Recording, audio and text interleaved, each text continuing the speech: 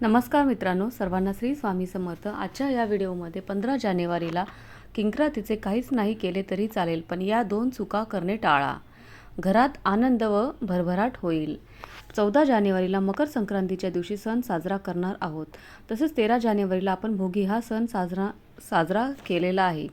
15 जानेवारी म्हणजे किंक्रांत।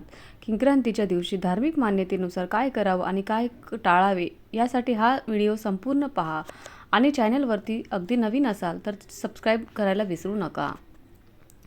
सूर्याचा मकर राशीमध्ये होणारा प्रवेश म्हणजे एक प्रकारचं संक्रमण आहे आणि या संक्रमणाचा दुसरा दिवस म्हणजे करी दिन म्हणून पाळला जातो। यंदा गुरुवार दिनांक 15 जानेवारी 2026 हा दिवस संक्रांतीचा करी दिन म्हणजेच किंक्रांत म्हणून पाळावा। पौराणिक कथेनुसार या दिवशी जगदंबा रूपी संक्रांती देवीने किंक्रासूर नावाच्या असुराला ठार केले होते। तो देखील प्रजेला खूप त्रास द्यायचा, अशी ही मकर संक्रांतीची कर असते। शास्त्रानुसार या दिवशी कोणतेही शुभ कार्य करण्यास वर्ज्य मानले जाते आणि म्हणून या दिवशी कोणतेही शुभ कार्य कधी केले जात नाही। आता किंक्रांत हा सण वेगवेगळ्या भागात वेगवेगळ्या पद्धतीने साजरा केला जातो। गव्हाच्या पिठाचे बेसनाच्या पिठाचे धिरडे बनवले जातात आणि यासोबत गुळाची गोळणी बनवली जाते आणि हा नैवेद्य तयार करून देवीला दाखवला जातो आणि हा घरामध्ये सुद्धा खाल्ला जातो। आता तुमच्या भागात ज्या पद्धतीने सण साजरा करतात तशा पद्धतीने तुम्ही किंक्रांत साजरा करू शकता। हा दिवस तर खरं अशुभ मानला जातो, तर या दिवशी तुम्ही कळत नकळत ही कामे तुमच्याकडून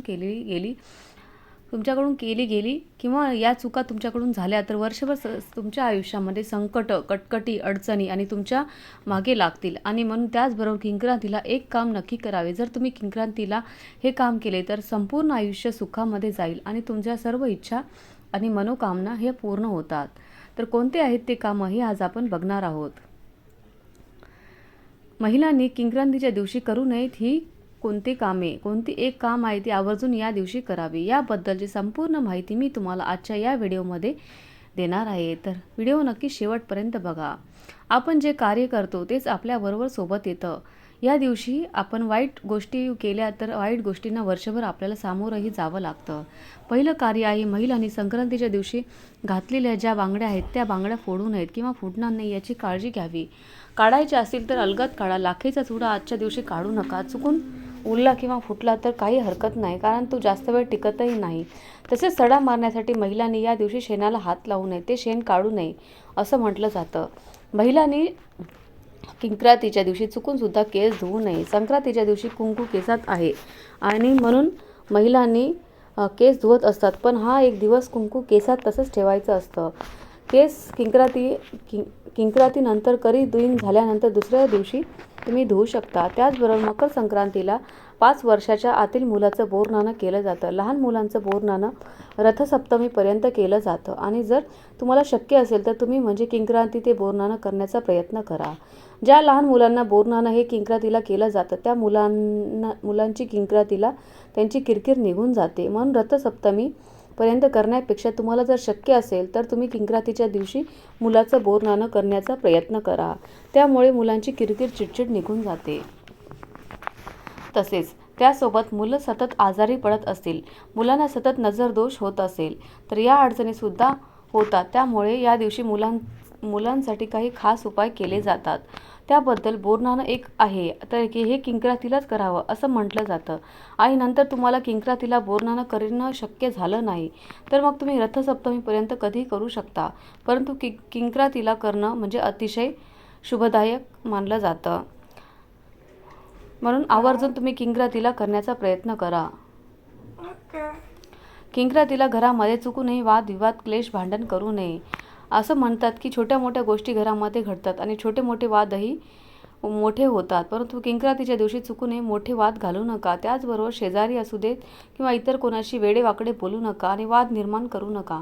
चुकूनही जर आपले वादविवाद केले तर त्याचे परिणाम आपल्यालाच वाईट भोगावे लागतात। त्यामुळे घरातील थोरा मोठ्यांच्या व्यक्तीकडून जर ऐकलं असेल की आज कर आहे आणि करीची किरकिर तुम्ही घरामध्ये करू नका, नाहीतर वर्षभर आपल्याला किरकिर ही भोगावी लागेल। सर्वात महत्त्वाची गोष्ट म्हणजे तुम्ही लक्षात ठेवायची आहे, किंक्रांतीचा एक दिवस सोडून तुम्ही वाण आणि दान देऊ शकता, मात्र त्यानंतर रथसप्तमीपर्यंत तुम्ही हळदी कुंकू करू शकता, परंतु किंक्रांतीला मात्र दान देखील करू नये. तसेच किंक्रातीला कोणतेही शुभकार्य केले जात नाही. शुभकार्य म्हणजेच काय तर बघा, किंक्रातीला हळदी कुंकू करू नये. किंक्राती झाल्यानंतर हळदी कुंकू करावे म्हणजे किंक्रातीला हळदी कुंकू करू नये. त्याचबरोबर गृहप्रवेश असेल, कलश पूजन असेल किंवा एखादं घर खरेदी करणं असेल, यासंबंधी यासारख्या शुभ कोणत्याही गोष्टी असतील तर किंक्रातीच्या दिवशी म्हणजेच करीच्या दिवशी अजिबात करू नये. किंक्रातीला कोणाच्याही घरचं अन्न ग्रहण करू नये, ज्याला परान्न असे म्हटलं जातं. मांसाहार देखील या दिवशी आवर्जून टाळावा. तसेच या दिवशी तिळगुळ वाटू नये. तसेच केस नखे कापणे, सूर्योदयानंतर केस विंचरणे टाळावे. या दिवशी शेणात हात घालू नये. घरामध्ये शांतता आणि संयम ठेवावा, नाहीतर वर्षभर कटकटी होतात. त्यामुळे हा दिवस तुम्हाला अतिशय चांगल्या पद्धतीने घालवायचा आहे. आपल्या तोंडावर संयम ठेवायचा आहे. किंक्रातीच्या दिवशी लांबचा प्रवास अजिबात करू नये. आपल्याला एखाद्या व्यवसायाची सुरुवात करणं असेल तर ती सुद्धा करता येणार नाही. जागेचं भूमिपूजन, एखाद्या गोष्टीचं उद्घाटन असेल म्हणजे दुकानाच्या व्यवसायाची सुरुवात करणं या दिवशी आवर्जून टाळावं, म्हणजे आपल्याला सत्यनारायण या दिवशी सुद्धा करता येणार नाही. तसेच मुलांचं जावळ असेल, मुंज विधी असेल, नामकरण असेल, ह्या सगळ्या गोष्टींच्या विधी असेल, गरोदर बायकाचं डोहाळ जेवण असेल, ओटी भरणं असेल, अगदी हळदी कुंकू इत्यादी या गोष्टी अजिबात आज करू नये.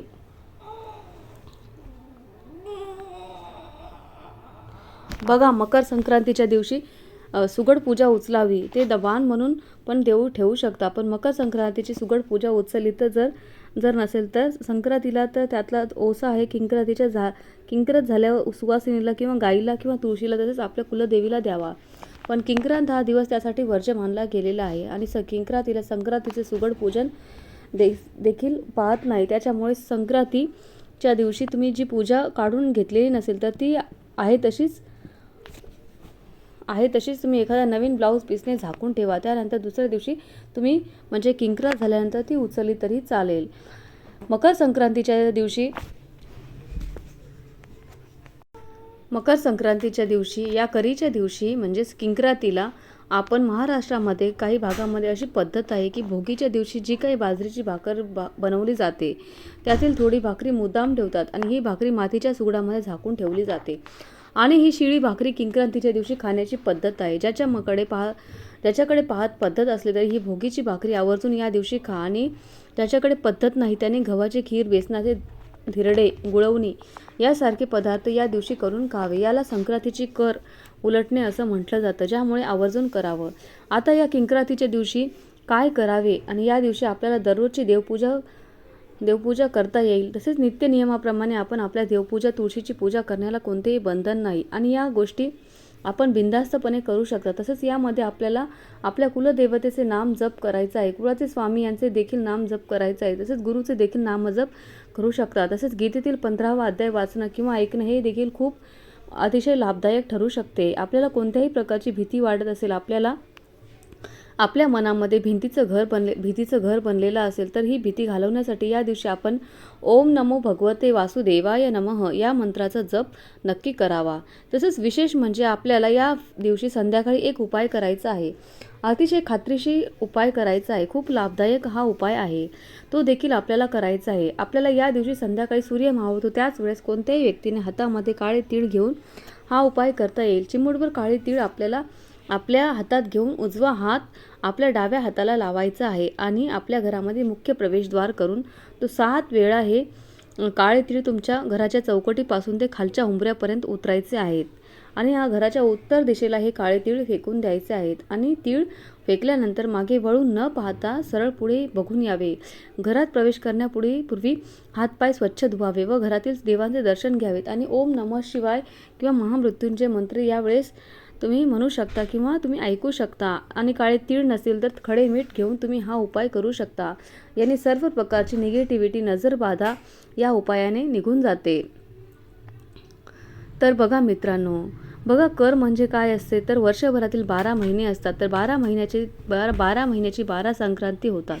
राशीसुद्धा 12 आहेत. त्यापैकी मकर व कर्क हे संक्रमण महत्त्वाचे मानले जाते, कारण पौषमधील मकर संक्रमण हे उत्तरायणाचा हे आषाढमधील कर्क संक्रमण दक्षिणायनाचा आरंभ करतात. जेव्हा कर्क राशीची संक्रांती येते तर संक्रांतीनंतर दुसरा दिवस सुद्धा आपण करीदन किंक्रांत म्हणून पाळायचा असतो. अशा पद्धतीने वर्षभरातील अशी एकूण 7 तिथी आहेत.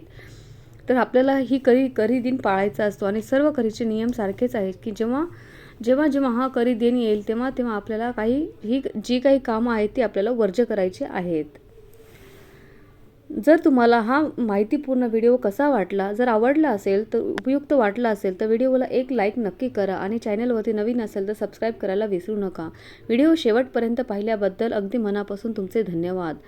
खूप खूप आभारी आहे. अवधूत चिंतन श्री गुरुदेव दत्त श्री स्वामी समर्थ. जय जय स्वामी समर्थ. रामकृष्ण हरी. जय जय रामकृष्ण हरी. श्री स्वामी समर्थ मित्रांनो.